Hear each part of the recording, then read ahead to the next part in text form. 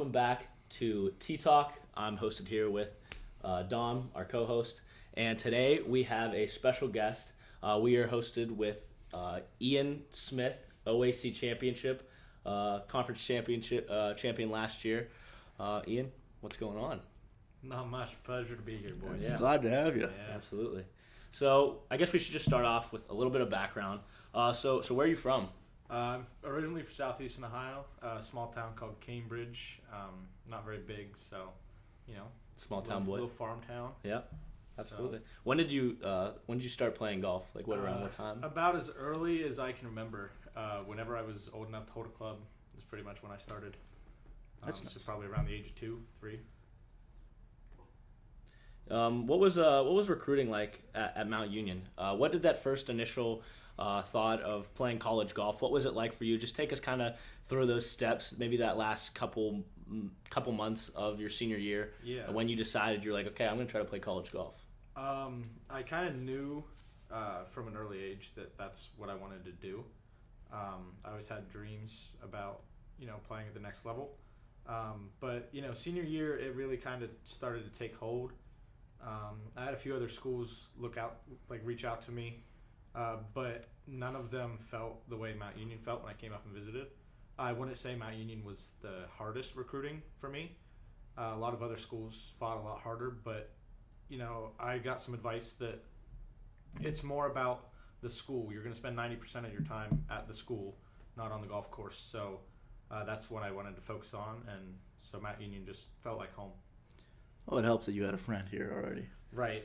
I had one of my good friends. He came 2 years before me, so that was always an intrigue. Yeah. Who's that? Jacob Feldner. Okay, what yeah. guy. I don't know him as well as these guys do, but yeah, I've heard good things. So I guess now that we're kind of leading to that path, came to Mount Union. What was that first season like? What was that freshman year like for you? I say I kind of got thrown into it because first qualifier. I had a hole-in-one. Oh, really? So, I actually never knew that. Yeah, I didn't know that either. Teammates that never knew that. First qualifier ever, hole-in-one, 34. Came on strong. Coach K was like, we're going to put you out at 4 this weekend to see how you do. College golf might be a little nerve-wracking. And then, shot 76, 74. Not the greatest tournament, but, came on pretty well. Played That's pretty solid for first round. I just kind of got thrown into the mix, and I didn't really think too much of it. There really wasn't a big difference because you're just playing golf. It's not like you're playing at basketball at a different level, games quicker. Like it's golf. No matter where you go, it's all the same. So just trying to slow things down. Yeah, and what was that hole-in-one? What hole is that? 15 at 10 off. 15 at 10 off. Yeah. That's our home course. That's where we play all of our qualifiers, most of our tournaments, and practice the most of that. So shout out to 10 and Hoff. Yeah. But I guess we can kind of fast forward a little bit into what everyone I'm sure wants to hear about, which is the OAC tournament last year. Just kind of take us through. Well, I guess I kind of want to just go round by round. Talk round by round because there was ups and downs for sure. I was there with them. I was playing the 4 or 5 spot, and so take us through what was that first round like, and what were you feeling coming into the tournament? Coming in a couple weeks beforehand, listening. Otterbine's a big, powerhouse in our conference, and they kind of almost look down on some other teams. So kind of had a little bit of a chip on my shoulder, especially because their coach kind of brushed me off when I was being recruited. So I, really wanted to focus on that was the tournament that I wanted to, make a name for myself. And so coming in, it was more about not getting ahead of myself. There's 36 holes of golf we played in the first day. So it was more about, one swing at a time, take things slow. If you make a bogey, it's okay. There's plenty of holes to make it up. And after the first 9, I started out 1 under through 3 and, made a couple bad bogeys, got about a 25-footer to go on number 8 for birdie, and that kind of settled me in okay, we're back, I can do this. Made a good swing on 11, stuffed it to about 3 feet, tapped it in for birdie. Next par 5, 2-putt birdie, and I'm like, okay, we're rolling. So, the rest of the day, just stay out of my own way. Yeah. Just let the golf swing happen, see what I can do, and fortunate enough to make some putts and get a couple good breaks. So yeah. Were you leading after that first day? You were leading after that first day. What'd you shoot again? I went 68-71, 5 under, so I had a 4-shot lead after the first day. Yeah, right. Oh yeah, I forgot. So how did you, like, when you were done and you, like, got back to where you were going, you, like, laying down for the night, how were you feeling? Were you relaxed? Were you worried? What was your mindset going into that? I wouldn't say I was worried. I was a little in uncharted territory. Never been like that before. But I knew that if I did it today, I had just done it today, so I thought, why can't I go out and do it tomorrow again? Absolutely. So it was more about calming myself and getting myself to get out of golf mode and just relax and decompress for a little bit. I didn't sleep real well because, I was still amped up. Sure, yeah. But, no, I wouldn't say I was worried. More so, like, ready to get after it again. Yeah. And then that's where the nerves hit, right? Yeah, that's. And I'm sure that's where you were going. Nervous. So you can ask that next question with the next day. So you get there, you're on the range. It's all you can think about is, like, were you worried about, like, you just wanted to get it done, or were you like, I want to get to the tee, get the first tee out of the way? What were you? Did you stick to your same plan? Yeah, I was trying to stick to the same plan. It was really hard because everybody's coming up to me and they're like, "Hey, great rounds yesterday. I'd love to see you play well again today. Keep it going." And I'm trying to just clear my mind and start, like, it's a new day. Yesterday didn't matter. You got to start over. So that's what I'm trying to think. Like, I'm back to even par. Like, I've got to start over and do this all again. But it's hard to get your mind into that when everybody just keeps talking about yesterday. That pressure just builds up. Yeah, a little bit of nerves. I hit the ball well. I was just a little bit off, put myself in some bad positions, and fortunately didn't play the way I wanted to. But, that benefited me for Sunday, definitely. Dealing with it on Saturday, knowing how to kind of handle it, calm myself down a little bit. So you went and shot 79, correct? Yes. So 79, that day's over. I want to go right back to the same question he asked. What were you thinking then when you went down? Here we go, Sunday. This is what makes or breaks the tournament. So I was kind of inconsolable after Saturday. Going from 5 under to 2 over is a pretty big jump. And, live scoring, I'm looking at the leaderboard. And, I finished my round and I kind of, walked over to my family after I signed my scorecard. And I'm just, kind of down. And my dad's like, "Hey, you're not out of it." He said, "Have you seen the scoreboard?" I'm like, "No, I'm not paying attention to that." He's like, "Go look at it." He said, You'll be pleasantly surprised." And I look at it and I'm like, okay, everybody's playing a little bit worse than yesterday. Like, the scores are a little bit higher. I said, I still have a 2-shot lead. And that kind of changed my mindset from being like, I'm out of it, I just shot myself in the foot, like, to, okay, like, we can go back tomorrow and we can go win this thing. And, the lead just never went away. Like, I was fully expecting my name to be second or third on the leaderboard and me have to come from behind tomorrow, but nobody ever did it. And I was like, wow, okay, like this is still mine. Like, we can still go and win this thing. So yeah, it kind of changed my mindset, and it went from Saturday to not screw it up to Sunday, let's go win it. So Sunday rolls around. It was pretty weather-wise. It was actually a really good day. Yeah. I remember we all played, and we all finished up. I finished up, and everyone knew Smith was the last one. He was coming in, and we were also checking live scores.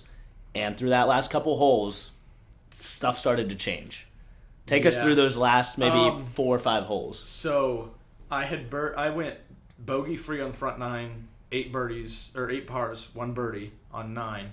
Got to 14, still 1 under for the day. Bogeyed par 3, turned around, hit a great shot into 15, knocked an 8-footer in for birdie, turned around, bogeyed again, so I'm back to even. A little upset, got 2 good holes. I step up to 18 even and duck hook it off the tee. So 18's par 5, fairly short par 5, but water left off the tee. So I had to punch around the water.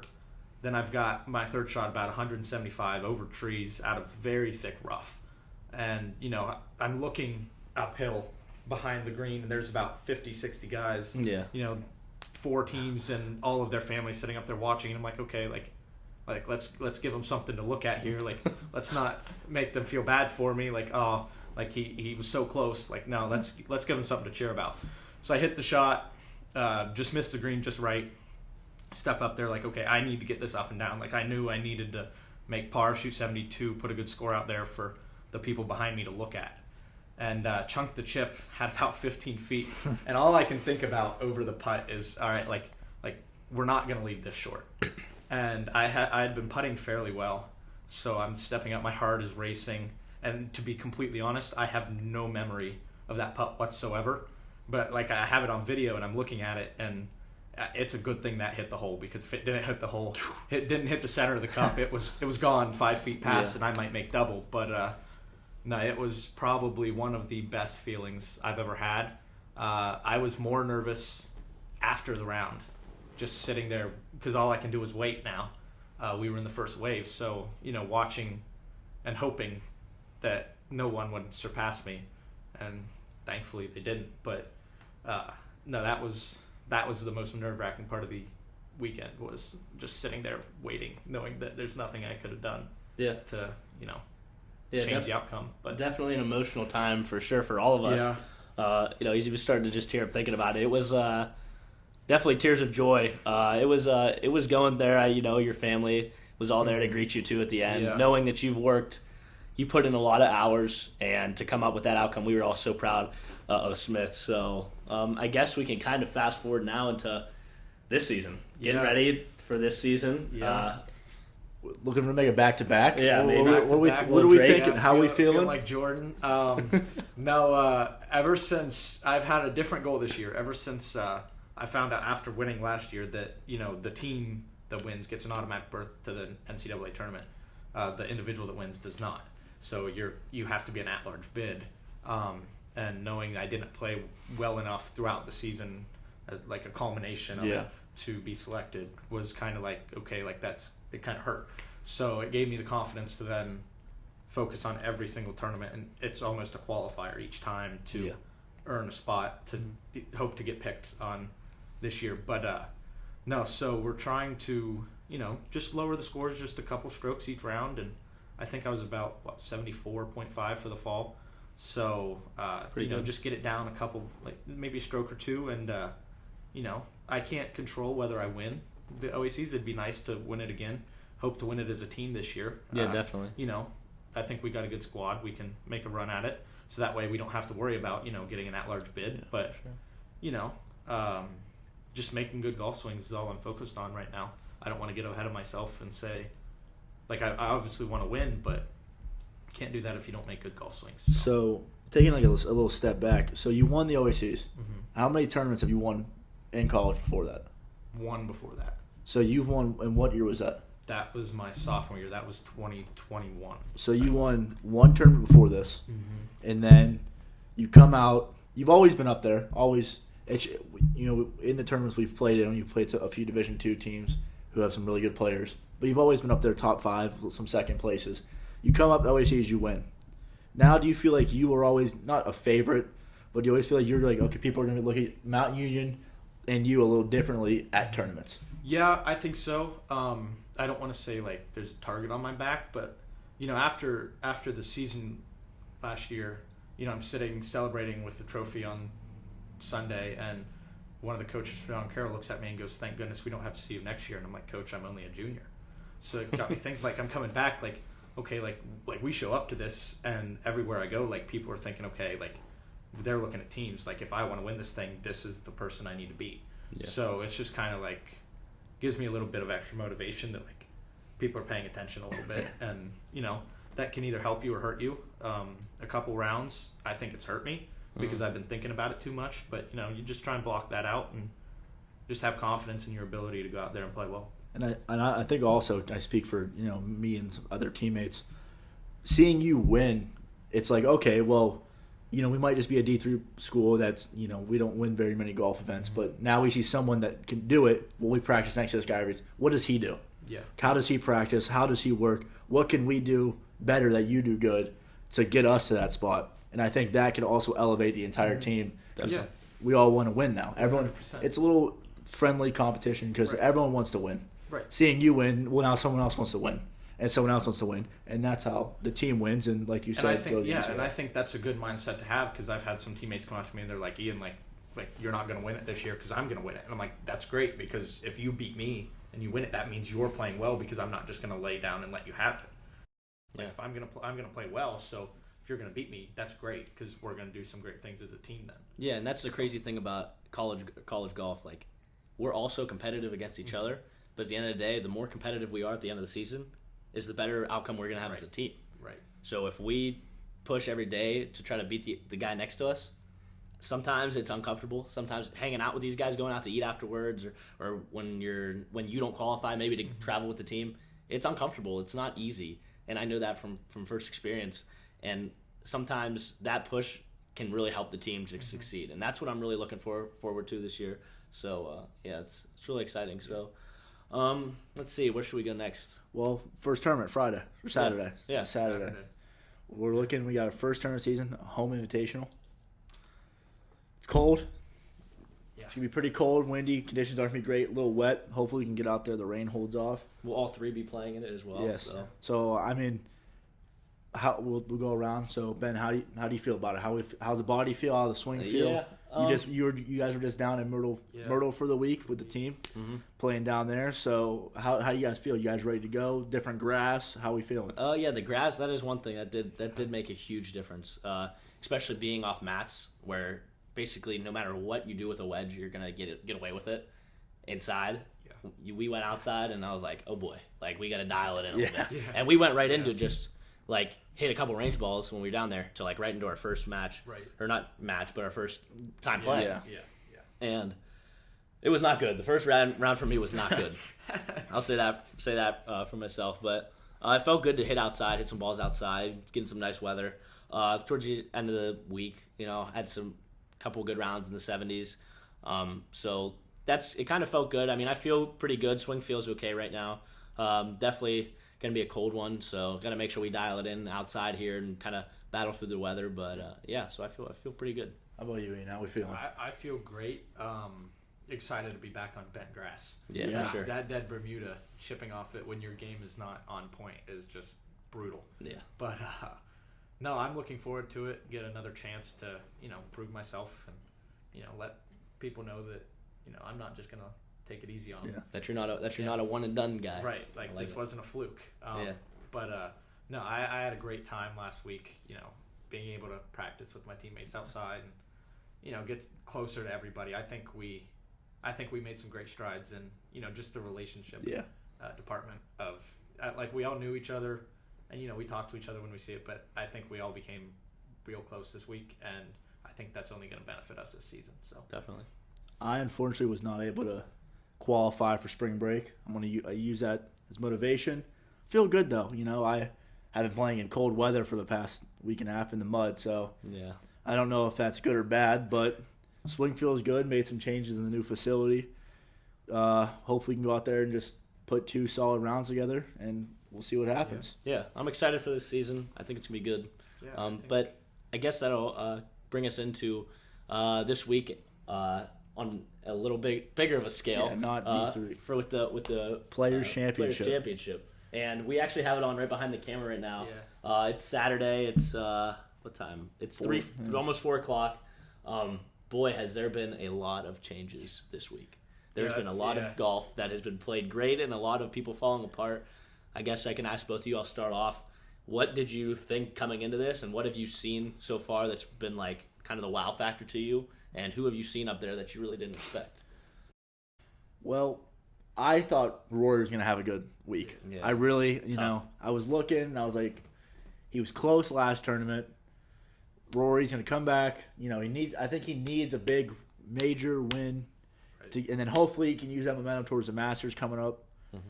And then he comes out and just nothing's working. He's flying chips over the green from 70 yards. I think he was 4 over yesterday on the first 9. Yeah. This wasn't working out for him. And then you look today, I mean, Scheffler's always up there. I just feel like always sneaks he's in. Always on Saturday, Sunday. He's always up there. He's in one of the last groups, always looking for a chance to win. Rahm, unfortunately, had to withdraw with a illness, stomach bug. He's always up there, too, so I think that led some other guys up there. Like Rami. Yeah. He led the first 2 days out of nowhere. Never knew this guy existed. Yeah, no. Now he's going to win he was looking to win the major championship. He still can. So who knows? Didn't he fall apart on 7? Was that him that fell apart on 17? Yeah, he hit the green. No spin, bounced over the green into the water, and then from the drop zone too, at the middle of the green, that rolled over the green into the water. It's tough out there this week. Yeah. Not a lot of fairways hit either. No. I know they were bringing up stats from that too, and on this course, if you get put in the wrong spot, you're gonna have a tough time getting the green. Even on there's some short holes out there. There's 360-yard par 4s. Like, that is short for these guys. It makes players be really fundamental, see what they can really do. Target golf. Yes. Yeah. So what about you? What do you think about who are you looking to win, and how are you feeling now? Obviously, I think Scheffler's going to win. I don't think anybody's going to beat him, but I'd love to see David Lingmerth take it. I haven't seen his name on a leaderboard in like 6-7 years. I've watched him at the Firestone when that was still there, when I was about 10, 11 years old. So he's been fighting for his tour card to get it back since then. So it's nice to see him back on the top of the leaderboard. His putter's ugly though. Yeah, his putter's very ugly. But I'll say for me, I am so excited. I actually didn't know until I came in here and put it on. Tommy Fleetwood. Yeah. Guy. One of my favorite golf swings. I was just talking about him. Favorite players on tour. It would be awesome to see him jump up there. Oh, yeah. Third place right now, I haven't seen him up that high in a long time. And, there was just a drill we were talking about, too, that he does. Yeah. He's got, like, an alignment stick and a block, and, like, the margin of error is 0 when he's hitting golf balls on the practice range. He's one of the best ball strikers. He's been battling there for a couple years, looking to get a start. Him and also Jason Day is also another big one. Yeah. But I would love to see those two make a run for it. Maybe on Sunday. They still have some golf left to play, so. Oh, yeah. Just hang around. Yeah. Couple shots back. Exactly. They don't need to be in the lead. No. Just keep it within 4-5 shots of the lead. Yeah, so who do you want to see on Sunday hoist that trophy up? David Lingmerth. I'm still in on It's still on him? Yeah. And who are you in on it? I have to go Jason Day. I was talking to Ian earlier before we started recording. You gotta Ohio guy too, isn't he? Well, yeah. He lives in Columbus. He lives in Columbus. So it's just it's someone new. I love Scheffler to death, but it's getting old. Yeah. Stop hogging all the trophies. Let someone else hoist a trophy up. Such a good guy though. Scheffler is a great dude. And he's a point of you don't have to have the fundamental golf swing. Yeah. He has one of the weirdest. His feet are sliding all over the place, and he wins championships repeatedly. So it proves that you don't have to have the prototype swing like a Tiger Woods or a Rory McIlroy swing. You can swing how you want, as long as it's effective and you can do it consistently. Definitely. And you can win. I guess another thing I wanted to bring up too about the tour right now is what we're seeing right now. Guys with the earpiece in, talking through their shots. I think that is one of the best things for the game. Yes. We are trying to I'm not a part of the PGA Tour, but the PGA Tour is trying so hard to battle. But they're trying to like slide their name in front of Liv, like just shut them down. I think stuff like that, like those little things, like people love seeing the other side of these guys' game.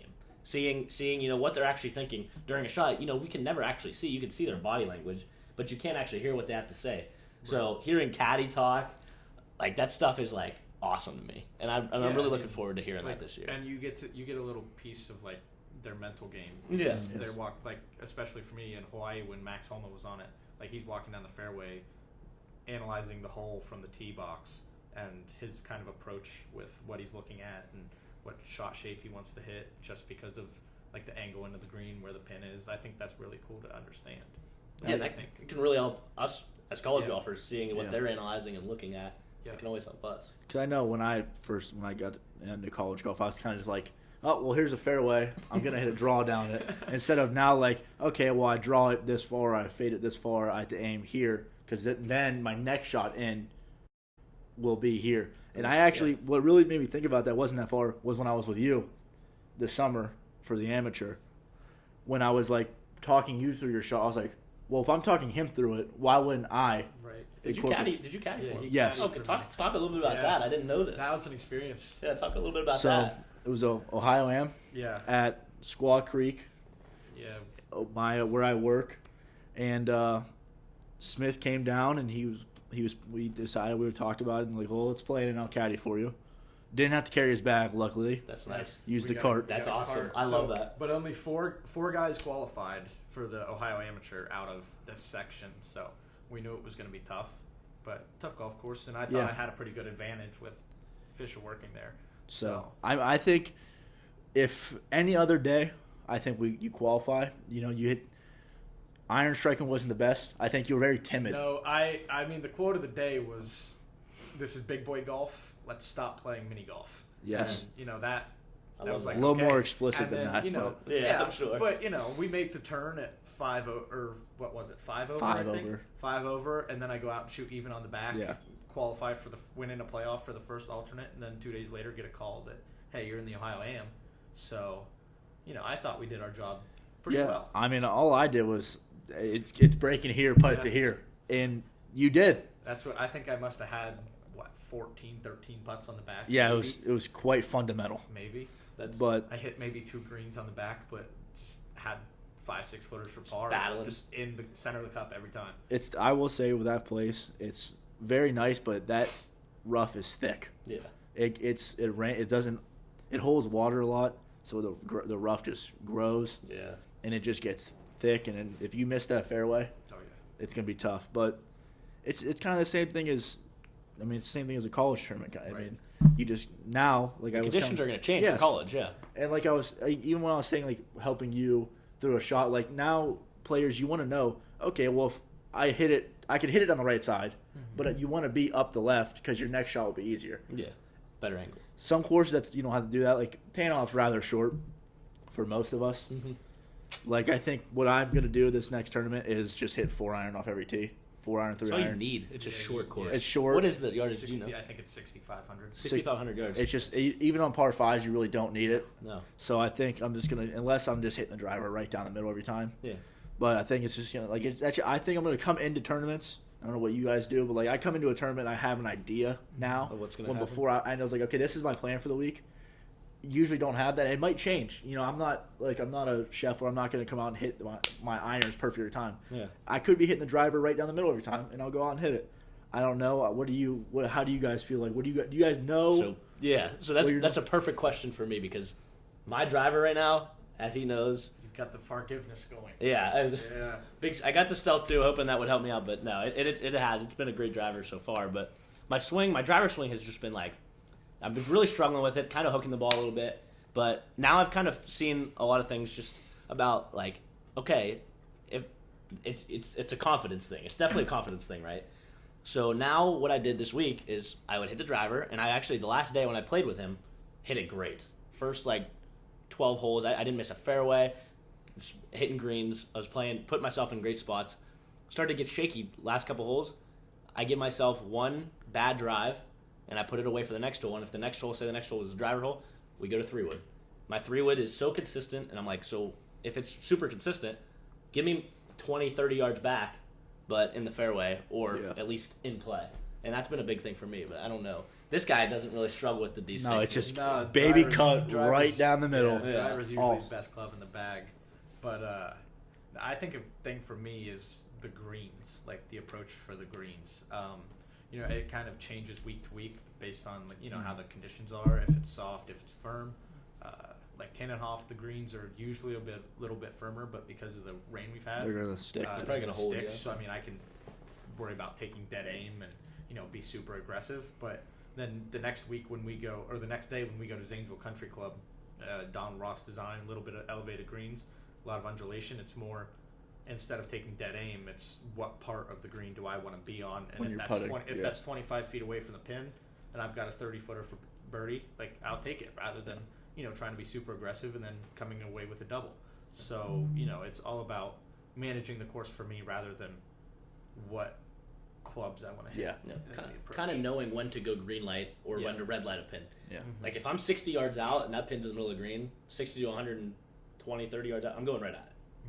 Like I'm gonna try my hardest to go right at it. But like if maybe it's on its second tier, it's tiered, maybe a yellow light. But when that pin is like corner left of a green and like over the left side is like water, like let's just go in the middle of the green. And that's a big thing. It's an ego check for golfers. Like I struggle with that. Like why would I even if I'm like say I'm 120 yards out, like why would I not go right for it? Like I just smoked a drive, and that's when I think it's so important in golf not to let your highs get too high and not let your lows get too low, because there's so many times where like you're playing well, and you just like, all right, well, let's just keep going, keep being aggressive, which is good, because if your swing's good, then and you're feeling it, then go for it. But I know there's so many times for me that I let, and then like one bad swing or one bad decision, I'll say, gets in my head, and you can fall apart in a round, and that's happened to me many times, and that's something that I'm really going to try to work on, is kind of controlling that, because you can control that, I think. And that's what in the Ohio Amateur I played with. I was fortunate enough to play with the Xavier head coach, and I played 2 rounds with him, and unfortunately I missed the cut by 1, but I thought I played some good golf and showed him some things, and I just asked him like, listen, like what's the difference like between you guys and like me? And he's like, honestly, he said that it's very minimal. He said your one thing that you need to work on, he said, is just minimizing your misses. He said, because if my guys miss a shot, it's going to happen. He said, but they give themselves a 12, 15 footer for par, and at worst they walk out of there with bogey, move on, nothing. Nothing happens. He said, but you just did a couple things today where you tried to recover and play a hero shot to make up some strokes because the field was so tough that you made 2 doubles. He said, and that's he said, you just can't do that. Yeah, he said that's literally the only difference. He said, so you're not like too far off. He said, but you just need to clean that up. And for me, that's kind of helped me throughout the rest of the summer and then this fall and into the spring, is how not to make those big numbers and make bogeys at worst, because playing elite level golf isn't about making 8 birdies around. It's about making 12, 13 pars around, couple birdies, and maybe 1 birdie, 2 bogeys. That's that's a great round. You have to give yourself a chance at par every time, and eventually things will start happening for you. Like we talked about a little bit in the last one, is the difference between D3, D2, D1 isn't really skill. Now, obviously, there's a little bit of a skill gap, but they're, like you were saying, their misses aren't misses, really. It's a consistency thing, yeah. And we watch these guys, they duck Coco every once in a while, but what is their next shot? Like you said, the hero shot. They play smarter. They play smart golf. Right. Yeah. It just happens a lot to do with confidence in your other shots and confidence in your putter. No, I know. I know the level of course they're playing is a little different than us, but at the same time, golf is still golf. It's and that's the thing that I've really tried to focus on through my life, is like trying to hit shots that will translate to anywhere. Like not just learning, like if you learn how to play tan and off, hit low bump and runs and just use the roll to your advantage, you're not going to be able to go to a course where you have to carry the ball. Like if you can just flight it up and down, you play pretty much anywhere. Well, like you guys saw down there in Myrtle Beach. I mean, you guys, those courses they're a little tougher. Yeah. They're a whole different grass. You have to play them differently, and you guys adapted down there in what, 5 days? However, how long you guys played down there? He was trying to teach me how to read the grain. Yeah. That's something that like I came in, I'm like, okay, I've played golf in Florida before and like down south a little bit, but I'm like, what really difference does it make? And like honestly, it doesn't make a difference sometimes until it gets to the cup, and you're like, how did that ball not turn? It's because the grain was going that way. I think I heard you like 4 or 5 times this week. Your ball would, like, you hit a very good putt and it was slow at the hole, but because it was down grain, it released like 3-4 feet past, and you're like, I didn't think I hit it that hard. And I'm like, you didn't. Or vice versa. Because it's down grain, it releases that much, and it's just something that you have to keep in mind, And but that's what separates the good golfers. I shouldn't say the good golfers, but the golfers that are going to score well that day, and the golfers that aren't going to score well that day. It's a difference from a win and then 10th place. Yes, that's a great way to put it. Yeah. It's not even like skill wise. Just how prepared are you and how tedious are you with when you're up there reading? Are you just up? Okay, it's going to break this way and putting, or are you taking your time reading the putt and making the stroke? And and I think that's a testament to like our team is like, I don't think like just because I won that tournament last year, like I don't think I'm like that much better than everybody. I think I've just been more experienced in the mental aspect of how to deal with some things, because I'm nowhere near to having the best golf swing on the team. Like there's 4 or 5 guys that I put having a better swing than me, but and I learn from everybody on the team. But I think we need to learn from each other on the mental aspect more, and I think that's gonna help us. I know for sure that's something I worked on a lot, because I would even last season I would go and I'd hit a good hole or I'd hit a bad shot and I would just like break down. I would just erupt. I'm kind of hot-headed already, a little bit, but I've done a lot better. Just like whatever happens, it happens. Yeah.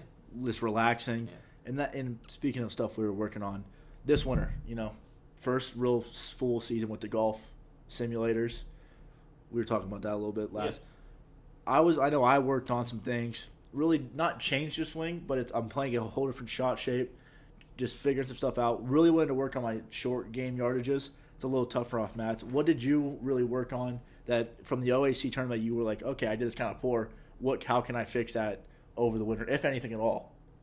Short game. Short game? That's it. Because, I thought I hit the ball fairly well that week. And, there's only so much you can do when you're hitting into a simulator. Yeah. But, when we have that putting green and chipping green where you can hit 25, 30-foot putts, I think one day I spent just 5.5 hours in there just hitting putts.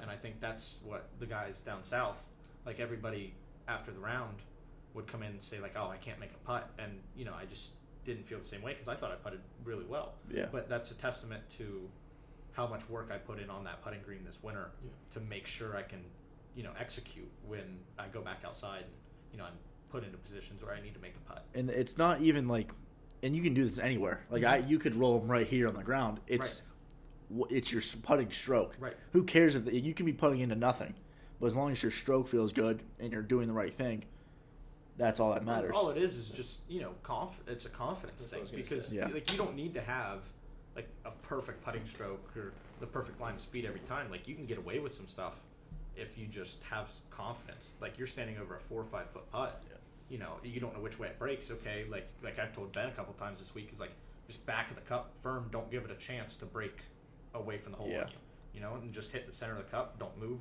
Pick it up out of the hole. Move on. Don't question yourself.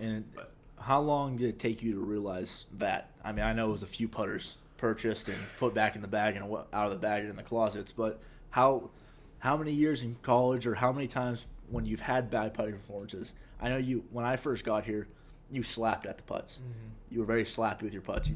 And that is my issue a lot. Mm-hmm. I've tried some different things. I've went to a new putter. Or I just re-grip my putter but I'm starting to figure out kind of the smooth stroke. I think we have your putter here. Yeah, look, we'll talk a little bit about it. You can keep going. Okay. But what did you do drill wise? So like because I know you said you slapped. Were you just like 2 tees a gate drill? Or was it just like you just could this like always just swung the putter? It was more about feeling slow when I putt. Slowing everything down because there's so many times when I'd get over a putt when I would do that. When I've got like 10 feet for birdie and I'm like, okay, this needs to go in, and I tense up and I just jab at it, ram it past. It never goes in. Yeah. But I think collecting myself, feeling a soft pressure in the grip, and just feeling like everything's in slow motion has benefited me a lot. I don't really do many of the technical drills. Like I have a mirror, I rarely ever use it. Mm-hmm. I don't really do the gate drill. I think it's so much feel. Yeah, and that's how I was raised. Was putting is about being comfortable and just feeling yourself hit the ball in a confident and smooth way, rather than trying to be all technical and the putter face can't open. Yeah, see, I agree with that to an extent because my putting stroke, I know I've really had a trouble. Hold on, boys. There's an ace. Nuh-uh. That's an ace. We just caught a live. Who was it? Rye. The guy on the bottom of the leaderboard right there. No shot on 17. That's the second one this week. I'm actually so hyped that we caught that. Maybe I'll toss that in the clip. But that was sweet. That's awesome. TaylorMade guy. Yeah. 2 gloves. That's why I went in. Two gloves. Two Two gloves. Okay, let's talk about that for a second. Okay. 2 gloves is nuts. No. So we're saying that, but we have a kid on the team, Matthew Jarrett, who is Tony 2 gloves. And he's a solid player. He's a solid golfer. Listen, I'm not gonna because this weekend I'm having 2 gloves on. Oh yeah. I'm gonna have 2 but it's also gonna be 40. Yeah, I'm having 2 gloves on. But I mean, congratulations to that guy. Yeah. Spun it right back past the hole. Beautiful. But I guess let's talk a little bit about. I know we were talking about putting. Yeah. I just want to jump in just for a second. We'll show what the putter that's being used. This was the putter. Is that the OAC Championship? Yeah. Talk about when was your last change with that putter? Because your putting is what at the end of the last stroke of the day was the most important one for you? Obviously. I've had this putter since I was a junior in high school, so this 6 years now that I've had this putter. I don't plan on changing it until I have to. I know I bought that other one, but more of a that's more of a fun one. That's more. I got a good deal. I've always wanted one like that, and it's actually useful to me now because it's very heavy. It's very top heavy. So wow, it is. I can feel it. Completely different. I can't jab at it, so it's more of a training aid now. To where if I'm feeling a little, jerky with my main putter, I'll go to that and hit a few putts just to feel like I'm being smooth and getting through the golf ball. Can you foresee yourself using that in a match? It'd have to take a lot. It'd have to take maybe like a 45 putt performance one day. It would probably have to take. Yeah, I'd probably have to take. I'd have to hit rock bottom. If you maybe forgot that at home or something, and that's what you had, and then you gamed with that and shot 64 or something. Yeah. I mean, no, that's a great putter, but it's hard to go away from what I'm comfortable with. And definitely, yeah, as we know. Well, if I putted like I did on Zor last year, I might be coming to get that because wow, that was tough. The community putter. But I think, and just like I was saying, like how you feel comfortable with that. It's like you said, that's the feel aspect. What putter, what stance. There's no like putting stance. I mean, we see the guy who has a split grip putter. Yeah. It's just how do you feel standing over it? But I think the technical aspect comes with the stroke still. Yeah. Everyone's stroke is the same. It's back and forth. No one brings it around them. Like there's no. Right, except Riggs. There's a reason why he doesn't make putts. Yeah. That's why he's out there doing the daily 9 every day. But. That was funny. No, Dick, hey, if you're from Foreplay and you're watching this, let's do something. I'm in. Yeah. Please. Yeah, I'm in. Let's get something rolling. We'd love to do a 3v3 scramble or something. Against the Foreplay guys. I'm in. I'm so in. We'll do us 3 versus you guys, and I promise you we'll cook you. I'm just maybe being bold, maybe because we'll see it somewhere. I don't know. They did just beat Billy Orschel. Yeah. Sawgrass. So. Yeah, that's one person. Even if you're a tour player, that's true. One person's tough to beat. One bad shot, but you use a Scotty Cameron Titleist putter. What else is in the bag for you? What other clubs do you have in the bag? Okay, so we'll just do driver. Driver. What irons do you play? I play the Mizuno 223s in the irons. I got 4-through pitching wedge in it. I got a dynamic gold shaft. When did you get those? I got those actually about 2 weeks after the season last year. They came in and, the irons I had were great, but, I wanted a little bit more control, a little bit more. They ballooned on me a little bit, so these ones bring the flight down a little bit for me to feel more control. And how did you find that? Like, where did you go and get fitted for them? So, would you recommend when someone's looking for irons, cavity backs, forged irons, or blades? Do you recommend just no more shelf? You think the shelf games for the price of clubs? I don't buy anything off the rack. Everything for me is being fit because why would you order a pair of shoes and not off online that might be 3 sizes too big that you have no idea about? It's actually it's going to hurt very your feet. good. You're not doing yourself any good there. Yeah. So, I mean, you have the opportunity to go get fit, and okay, it costs $100 to go get fit. I mean, you're paying $1,000 for clubs, $700. Yeah, find a demo day. But even if you pay the money to get fit, if you order those clubs from the guy you get fit from, so worth it. They normally take that fee back off anyway. Yeah. So I mean, it's essentially a free fitting, and they're built specifically for you. Like you don't have to change your swing. You don't have to just go out there and hit balls, and you have clubs built for you in 30 minutes. Yeah, I recommend if you're new or to golf, get lessons and then get fit. Yeah. I got fit before I changed my golf swing completely, so I'm not. It's another one, right? No, that's okay. That was just a show. It changes the game. My 3-wood's off the rack. It's fine because I like it. It's still the perfect length. But like you say, it's $100, but you're buying a $600 driver now, or a $1,000 set of clubs. Don't cheap out on that. Get yourself fit right. It's worth it. Right. If you're going to spend the money, you might as well make sure it's good for you. Yeah, right? and coming from my perspective, I do fittings with TaylorMade. There's been times when I'll go quick example. I was at Indiana Country Club, and you're going to fit so many different types of people, young people, older people. I was fitting this older gentleman, came up, he's actually the mayor of Indiana, which was cool. I had no idea when I was fitting him until he gave me his email. I was like, oh, okay. And came up, was almost just so emotional. I've never seen someone so emotional. He's just like, I've enjoyed golf so much my whole life, and he's like, and I now cannot play golf because I can't hit the ball. I had probably some health problems, some back problems, some joint problems, and I'm like, okay, sir, well, let me see what you had.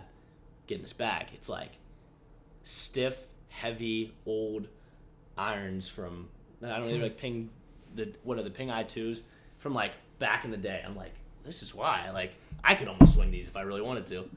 And so I start fitting him, and immediately I'm like, all right, let's put him in like a senior shaft or like a ladies, even like a light lady shaft or a heavy lady shaft.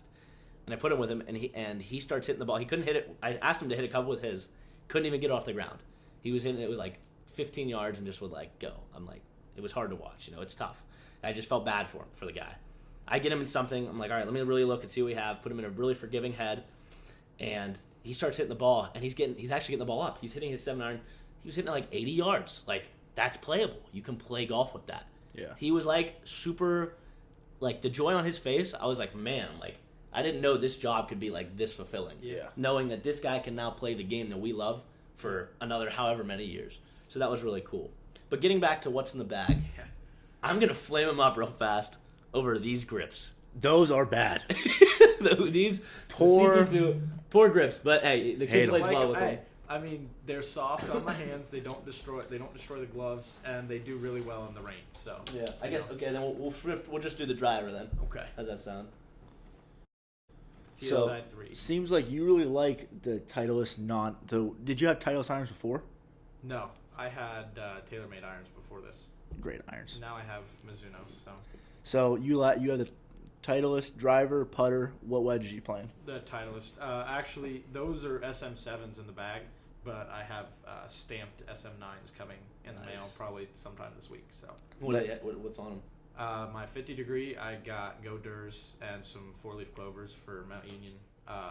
54, I got Talk to Me Goose because Top Gun's my favorite movie, and I thought that was kind of a badass thing to put on a wedge. That is sick. I saw it on Justin Thomas's, and I'm like, that looks really good. And then my 58, I got more 4-leaf clovers and up and down on it because I like that. Let's get up and down. So, yeah, that's actually Are really those cool. going to be in the bag first tournament? We thinking? Oh Or? yeah. The same thing, right? Same. Yeah, they're the same. They're the Same. build as what I have now. Same loft, same grind. So okay, I have a question for that because I've also been looking for changing my degrees. How did you come across? Like, how do you figure out what loft, what bounce? Because I mean, it's tough off mats. You can't tell off mats. I don't know. What did you go get fitted for your wedges? Yeah, I got fit again, but I think it came down. Like the lofts came down to what my pitching wedge was. Yeah, so my pitching wedge was 46. That's which what. is Yeah, pretty standard. that's what mine is. And I didn't think. I thought I was pretty confident in my ability to open up a 58, and I was like, I don't need a 60 because it's very flat, and that brings some other I might sweep under one, and I can do pretty much the same thing with a 58, and that'll allow me to kind of close in my wedge gaps a little bit. Yeah. So instead of going 50 or 52, 56, 60, where they're all a little bit more higher lofted, I can bring it into 50, 54, 58, a little bit less loft. I can keep the ball lower and control it better for me personally. Well, I'm glad you said that because that was me. Cause that's exactly what I wanted to do. But I seemed to hear someone else say that, so I wasn't just crazy. So to wrap this episode up, we got 5 questions we're gonna do. So number 1, favorite halfway house snack. Make the turn. What are we doing? What are we getting? One thing. If I had to pick one thing, it'd be peanut butter crackers. Peanut butter crackers. That's my go-to. We're going with Ritz. What are we going? What's the? No, not Ritz. The little elf one. No, those are. It's like a barn or something on them. Yeah, Usually. toast. I think it's like Toasted. toasties. I don't know. Those are fire. Those are good. The cheese orange crackers, ones. Yeah, the cheese the orange crackers ones with the peanut butter in the middle. That's what I'm going to every That's time. the good too. Okay, what is yours? We'll do this with this question. What are you going? You just played. We'll go summer too. Okay, summer. Because I think it matters. I think it matters. Okay. Well, It's it summertime. depends. So we're doing morning round. What are we doing here? Yeah, we're okay. You teed off at 8:00. Okay, so back it's like That's 10:30. why the peanut butter crackers are good. They're versatile. Oh, bro, Use I don't any care. time of the day. I'm going grease missile. I'm going dog. Put the ketchup on it. Put it in one of those little paper things. I'm knocking it out before the 10th. All right, think about this. I mean, I know sometimes that like my country club back home, like if I'm making the turn at 9:30 in the morning, like they don't have the dogs on yet. Like, what do you get? Listen, that's one thing I say. I get in the thing. I'm like, listen, about make this turn. Let's get the dogs. Yeah, on. let's get them rolling. Put them on the roller. Like they know Spin them. They know Dom Fisher's coming. When to the I course, get they up got there, the dogs out. I usually go one grease missile, probably blue Gatorade. Okay. Oh, That's a combination. Maybe I'll go peanut butter. It depends. Shout out Gatorade. shout out Gatorade. Thanks, Ben. Thank you, CJ. What about you? What are we doing here? Over You know there. what? What are we doing in Pennsylvania? How we feeling? Listen, if we're talking just like your whatever, like what every club has, I'm going Cliff Bar. That could be That stinks. That could be a hot take. That's the a hot worst. That could be a hot That is That's- actually no. because let alone or that, a protein bar. that is It's like my Cliff thing. Bar. Not only is that bad, it is the worst Yeah, that bar sounds- yeah. of all time. I know. I don't like. Cliff Bars aren't my favorite, but it's like that's usually what everyone has. No. That No. stinks. No, That's true. Bad. That's bad. Okay, that's fine. Okay, then if we want to go, No, that's No, it's no, fine. no, no. It's That's yours. what you It's get. yours. You That's make what it you yours. get. That's fun. Okay, you know Make it what? yours. You're right because I am gonna make That's- that mine. Yeah, All you right? make it yours. Cliff Bar, give me a sponsorship. Okay. Because I don't want it. Listen, I like a good Cliff Bar, just a good granola bar. Just Okay, that's different. That's what we'll say. Yeah, A good granola granola bar's bar. not- I know Cliff Like, it Bar is doesn't just the have to first be thing that came to my mind, but just like a good granola bar. Never chocolate covered, because if it's in summertime, it's just gonna melt. Okay. Okay. See, so and then I guess for drink, Okay, go ahead. for drink, hands down, unsweetened tea, lemonade, Arnie Palmer, all day. See, we can't do that where I'm from. They give you a bottle of Gatorade. I can't mix drinks over there. See, I guess that's a versatile question. Yeah, that's fine though. Yeah. I like that. Okay. You guys aren't gonna like this, but I'm all water. Really. All water. This guy's boring. Yes. Yeah. It- I'm a water only on the course. Okay. guy. That's just. I feel like that's just not true. Okay, it's summertime. You're playing for fun with your buddies. You're not gonna drink anything else but water. It's still water. I can't. I get worse. I get worse when I, Okay. drink that When you stuff. dabble with a couple of drinks. Yeah, I get a little worse. Okay, so I like to keep the competitive edge. I go water. All right, you know what? I like it. second question: would you rather waste management, hole in one? 16. We know the stadium hole. Okay. Okay. Or well, it matters. Or okay, we're at Augusta. Uh-huh. We're coming around Amen's corner. You go par birdie. How we feeling? Oof. I'd rather go par birdie at Augusta. See, that's a hot take. I'd much rather do that. Or Like you're saying, because you're not winning the tournament. Right. You could have played garbage the rest of the holes. Nobody Right. knows. but you're saying they're both But both like say we're both like PGA professionals. No, playing like you're for- coming through like the pro-am day. No. Like, you're Okay, coming you're through. just playing. You're You're just yeah. playing. If you walk up to somebody and say, I had a hole-in-one at Waste Management, they're going to think that's really cool, right? But you have that On TV, prestige, though. You have It's that on TV. prestige With of everyone walking there. through Amen, like coming back from Amen Okay. Corner being like, I went So, one under on Amen You're the whole prestige of Yeah. Augusta thing. Yes. See, I just want to. If I bury that thing, I mean, the club might go flying in the stands. You want beer? You want to be covered in beer? Oh, it's gonna be electric in there. Shirts coming off. Oh, I might roll onto the green and pick. It's gonna be electric, You're jumping in water. Yeah, Whatever body water is closest, you're Yeah. jumping in it. no doubt. What about you? Listen, so I think both of your answers are two very different. We got your classical guy, the guy that he's it's like the gentleman's game. Yeah, he tips his hat. Tips his hat. He's walking in the pro shop. Does hats off. Hats off. Wears his Gentleman, pants. good guy. Always wears pants. No Then you shorts. got a guy that's out there for fun. You got a Kevin Kisner right here. I'm just here to have fun. I'm here for a good time. Yeah, he's here for a good time. I'm gonna have to go.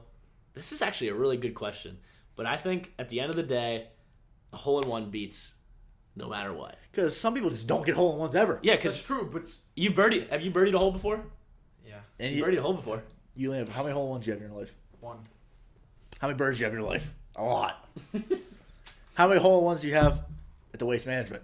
0. How many birdies do I have at Augusta though? That's a good Listen, point. that's actually a great question. We might have just found something with that question. That might be. See, I something. want to back up. He said always pants, not shorts. Are you a big pants guy or Okay. shorts guy? That could be question like number when you 3. play, Okay. like I'm only wearing pants if I have to. Okay, so Like you if I'm able to wear what shorts, what it's temperature shorts. are you going? 60 is a cutoff. Like Okay. 62, 63. 60, Like your- if it's your under shorts. That, it's 60 and up your under- shorts. Yeah. I like to think so. It depends.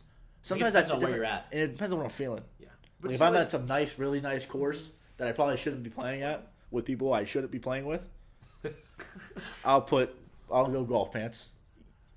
My whole thing is look good, play good. Yeah, but see, it depends because it's like 80 degrees. and you show up to a tournament, like you're on the putting green, Oh, and you're looking around and there's some guy in pants, Okay. like, he's either shooting 65 or 95. There's no in between. Like, See, and because like, and you never want to be that guy that's shooting 95. no, listen, pants I'm a on big or shorts something. guy. I'm pro shorts. Yeah, I'm shorts. I wear shorts up Shorts until if you can. yeah. Shorts. I wear shorts up until like 60, I think too. That's a good number. What are you doing? See, He's different. there's different. So He's different. I love me a nice pair. Like I'm all about look good, play good. But I think your pants are different. You have Yes. like the jogger He's got pants. The joggers. If you have Yeah. golf joggers are the new thing. I'm out. I'm so in. See, I think I'm in for that. Like I'm out. like I'm not gonna- crazy, I'm just a gonna little do- ankle, yeah. just a little ankle showing, like Yeah. just right there. Like they don't have to be like high. No, like sometimes they do, and I've some people. It depends, I guess, what your type of style is. But like, I'm talking Matt Butcher. I think that's his name.